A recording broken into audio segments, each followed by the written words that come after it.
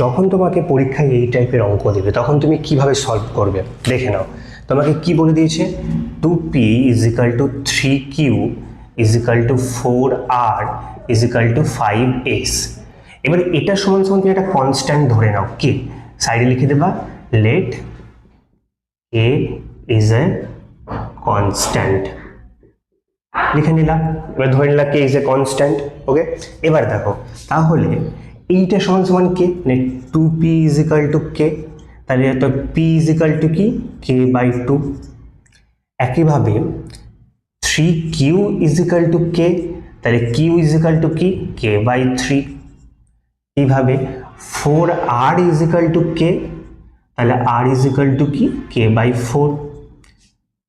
5s = k, তাহলে অতএব s = কি, k/5। দেখো তুমি p q r a সবগুলোর ভ্যালু পেয়ে গেলে।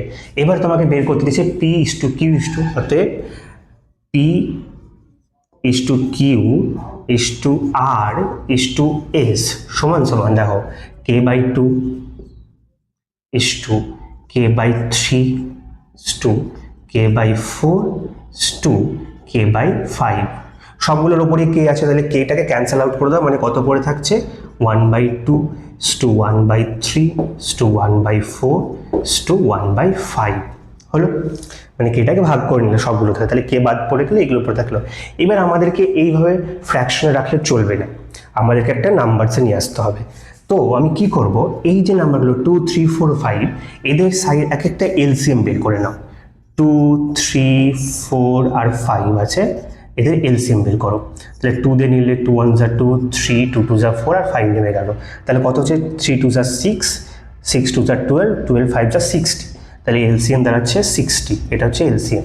এবার কি করবো, এই এলসিএমটা দিয়ে প্রত্যেকটাকে আমি মাল্টিপ্লাই করবো, মানে কি 1/2 × 60 1/3 × 60 1/4 × 60 1/5 × 60।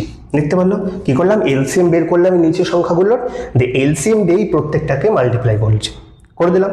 এবার ধরো কাটাকাটি করো, 2 দিয়ে কাটলে কত হচ্ছে 30, 3 দিয়ে কাটলে 20, 4 দিয়ে কাটলে 15, 5 দিয়ে কাটলে 12। তাহলে কত কত পড়ে থাকলো, 30 20 15 12।